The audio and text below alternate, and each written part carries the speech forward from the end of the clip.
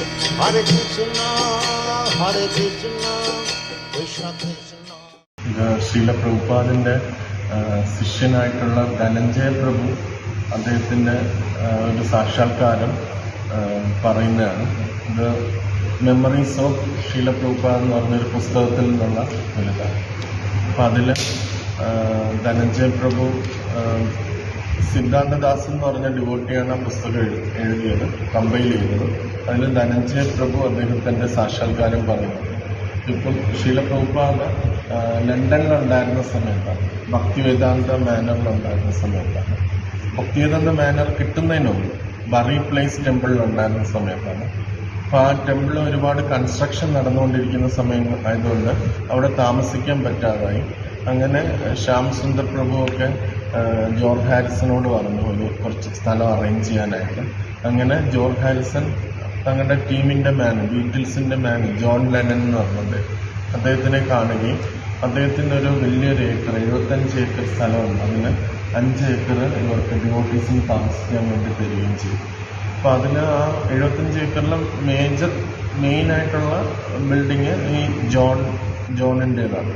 ഇവർക്ക് ഈ out house പോലെയുള്ള ഒരു സ്ഥലത്താണ് പ്രഭുപാദിനും ശിഷ്യന്മാർക്കും താമസിക്കാനായിട്ട് തന്നത്. അപ്പം ഇടയ്ക്കിടയ്ക്ക് ഇവർ പ്രഭുപാദിനെയൊക്കെ ഇൻവൈറ്റ് ചെയ്ത് ഫുഡൊക്കെ കൊടുക്കാറുണ്ട്. അപ്പം ജോണും അദ്ദേഹത്തിൻ്റെ വൈഫ് യോക്കോ എന്നാണ് പറയുന്നത്. അവർ ഒരു ഹിപ്പി ലൈഫാണ് അവർ ഫോളോ ചെയ്യുന്നത്.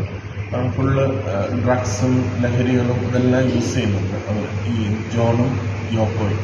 പക്ഷെ ജോർജ് ഹാരിസൺ കുറച്ചും കൂടെ ഒരു സമചിത്തതയുള്ളൊരു വ്യക്തിയാണ്. അദ്ദേഹം അവരൊക്കെ ആ ഹിപ്പി കൾച്ചറിൽ പൂർണ്ണമായിട്ട് ഇരിക്കുന്ന ആൾക്കാരാണ്.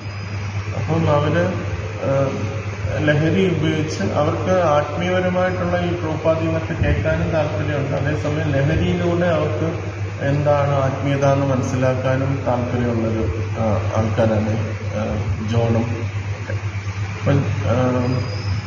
അപ്പോൾ അവരൊരു ആൽബം ഇറക്കി. യോക്കോ എന്ന് വെച്ചാൽ വൈഫാണ് ജോണിൻ്റെ. അദ്ദേഹത്തിൻ്റെ ആഗ്രഹം എന്ന് വെച്ചാൽ ഇനി എന്നെന്നും ആജീവനാന്തം ജോണിൻ്റെ വൈഫായിട്ട് തുടരണം എന്നാണ് അവരുടെ ആഗ്രഹം, യോക്കോയുടെ ആഗ്രഹം. അപ്പം അവർക്ക് അങ്ങനെ ഒരു ആഗ്രഹമുണ്ട്. അപ്പോൾ അതിനുവേണ്ടി ഒരു ആൽബം വരെ ഇറക്കി, യോക്കോ ഫോർ അവർ എന്ന് പറഞ്ഞൊരു ആൽബം.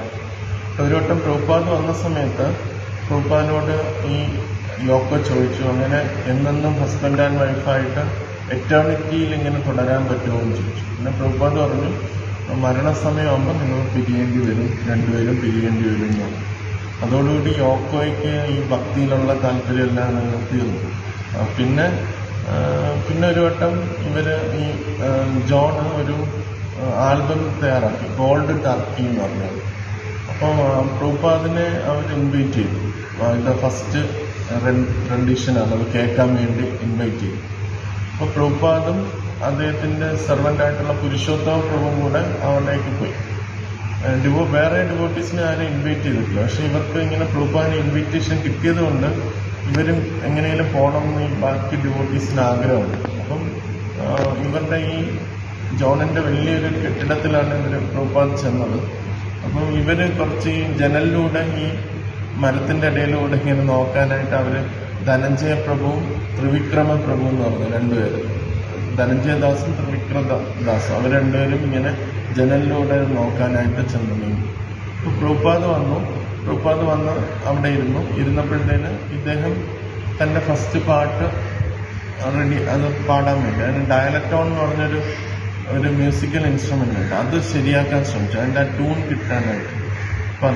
അപ്പം ആ സമയത്ത് അത് വർക്കായില്ല. അതിന് കുറേ നേരം ശ്രമിച്ചിട്ടും അത് വർക്കാവുന്നില്ല, ജോൺ നോക്കി. അപ്പം പ്രഭുപാദ് മനസ്സിലാക്കി ഇത് വർക്കാവില്ല എന്ന് മനസ്സിലാക്കിയിട്ട് പ്രഭുപാദ് പറഞ്ഞു, എൻ്റെ കയ്യിലൊരു ടേപ്പ് റെക്കോർഡുണ്ട്, ഞാനും വൈഷ്ണവ് ഭജൻസ് റെക്കോർഡ് ചെയ്തിട്ടുണ്ട്, അത് കേൾക്കാമെന്ന് പറഞ്ഞിട്ട് പ്രഭുപാദ് അത് ഓൺ ചെയ്തു. എന്നിട്ട് ഈ വൈഷ്ണവ് ഭജൻസ് പാടിക്കൊണ്ടിരുന്നു. പ്രഭുപാദ് ഓൾറെഡി റെക്കോർഡ് ചെയ്തതാണ്. അപ്പോൾ അത് ചെയ്തുകൊണ്ടിരുന്നിട്ട് അപ്പോഴത്തേന് ഈ ഡയലക്ടോൺ ശരിയാക്കാനായിട്ട് ശ്രമിച്ച് നടക്കാതായപ്പോഴത്തേന് യോക്കോയുടെ കൂടെ പോയിരുന്നു. ഇത് ഫുള്ള് കേട്ടു. ഈ വൈഷ്ണവ് ഭജൻസ് അവിടെ ഇരുന്ന് ഫുള്ള് കേട്ട് കഴിഞ്ഞാൽ എല്ലാം കഴിഞ്ഞപ്പോഴത്തേനും പ്രഭുപാദ് പറഞ്ഞു, എനിക്ക് ട്രാൻസ്ലേഷന് കുറച്ച് ഉണ്ട്, ട്രാൻസ്ലേഷൻ കുറച്ചുണ്ട്, അതുകൊണ്ട് ഞാൻ പോവാന്ന് പറഞ്ഞിട്ട് പോയി.